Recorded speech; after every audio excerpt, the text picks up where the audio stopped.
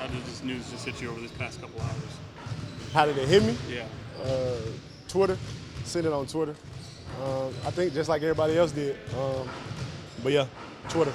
How just your reaction overall? Shocked just like everybody else, I guess. But it's the NBA. Anything can happen.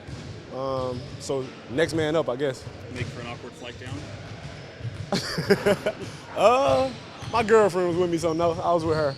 Does much change now that Doug Christie is the interim head coach? This is his first time talking to her, so I don't know. We'll see tonight, but I don't think so. I think he knows what he's doing.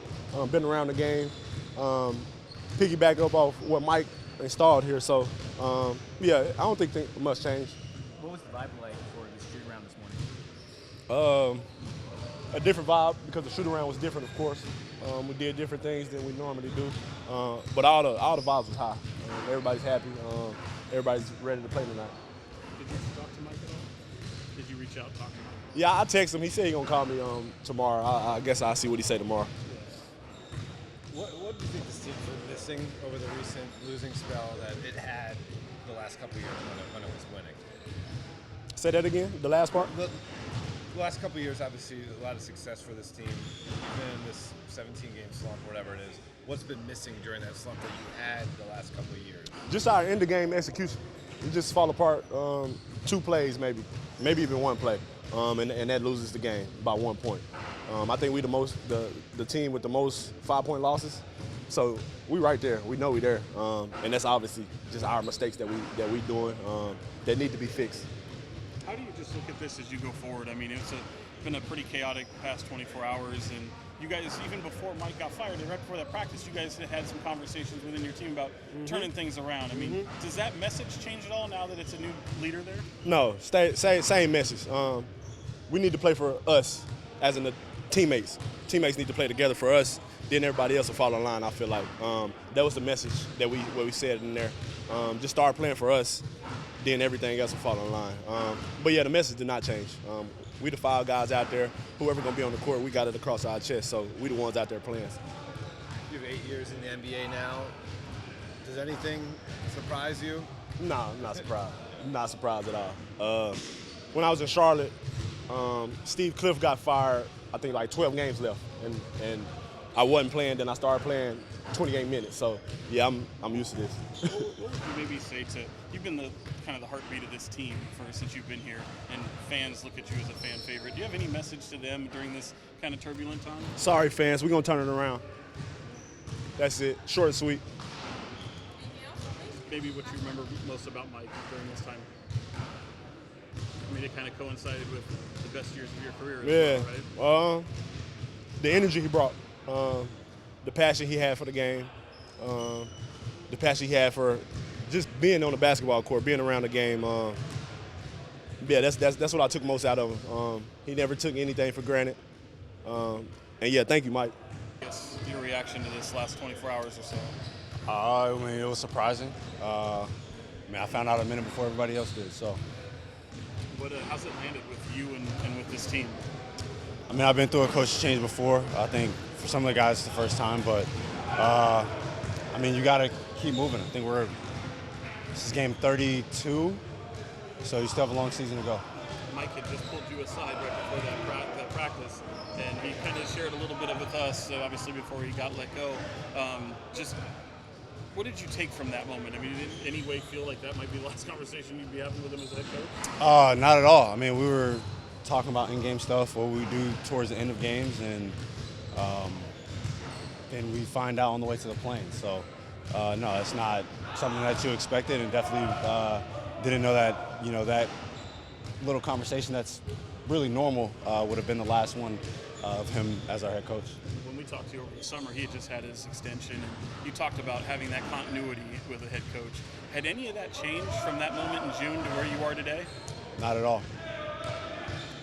What was the plane ride like? What was it like being there and finding it out, and you all kind of wondering what was going to happen next? So we left a little bit later because things have to happen. After figuring out who the next head coach is and things of that nature. But Doug addressed us before we took off, and after that, the plane ride was normal. I went to sleep. Is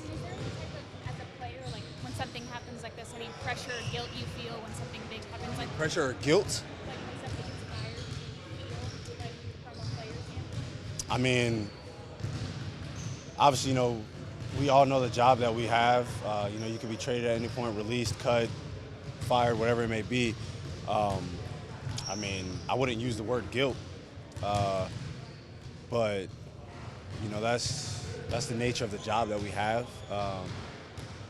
But I mean, obviously, him signing his extension this summer, we felt like we'd be together, a whole lot longer. But that's the decision that they made. But at the end of the day, too, he's still getting paid. It's a great part of being an NBA player, being an NBA coach is those things can happen, but these contracts are guaranteed. So, in the wake of all this, do you expect to, I don't know if it's happened yet, it's been so quick, but do you expect to have maybe conversations with front office ownership to kind of give your thoughts on maybe where things are at? They knew where I stood this summer, so nothing really left to be said about that. Do you expect much to change now with Doug there? I mean, you know Doug just about as well as anybody on this team. Yeah, I mean, he wants to simplify a little bit. And, I mean, he coaches the same way that he plays. Hard-nosed guy, wants us to come out there, obviously continue to be better defensively, be physical defensively, and then, try to simplify it a little bit. Were you simplifying today during shoot-around? Yeah, I mean, our kind of thing was people thought our offense was a little complicated, which I never had that perception of our offense, I guess, because I'm in it and you're kind of, one of the quarterbacks of it. But, he definitely wants to simplify a little bit. And obviously Mike's big thing was trying to play fast, and, Doug wants to continue to do that. Malik said the one thing that's been missing this season versus the last two is just late game execution. Obviously that came to a head a little bit in the Detroit game. How have you guys collectively addressed that part of it? I mean, we know we have to be better. We had an 18-point lead or 19-point lead at some point in that quarter, and we gave up 40 points. So, we have to be better on that end of the court, and obviously, offensively, 22 points in a quarter also isn't going to cut it. So, we have to be better on both ends of the court, especially down the stretch. First of all, how you feeling? I've been better.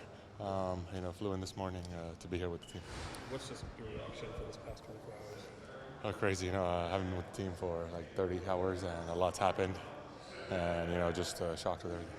Just how do you feel it landed with this team? I mean, I imagine that was an awkward flight.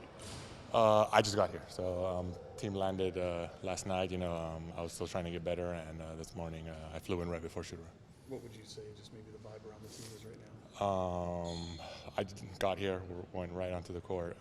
We're all focused on winning the game, but we obviously know we haven't been performing at our best, and we have to do a better job. I mean, as one of the leaders of the team, got to make sure that happens, and we gotta win all the games as we can. Losing Mike and just overall, just what he meant to this program. He just signed it about 6 months ago. A lot, I mean, he trusted me in my career. He put me in a position to succeed and gave me a lot of confidence. And he's helped me form my career, in the NBA. And it's just part of the business. Things happen that way. I had no idea. I was sleeping, to be honest, when this happened. I was trying to rest, and I got woken up by the news. Do you feel like you know what to expect going forward? We just got to fight. Come out. There's no excuses. Things are happening because we're not performing. At the end of the day, we know that we have a standard to be at, and we're not doing it. And I want to come out and fight every game. You guys know me. I'm here today to do that. And we gotta start making things better. You're around Doug all the time as a workout. I mean, even in the summer, how capable do you feel he is to be able to do this? He's very capable. He's been around basketball a lot. As a player, as a coach. And he has a true deep love for the city of Sacramento and the team. So his only goal is to win a championship. What's Doug's message been so far to the team? To come out, and stick together, fight, and just be us, be who we are, and turn this thing around. Are you going to play? Yeah, I'm here. This is what I came for.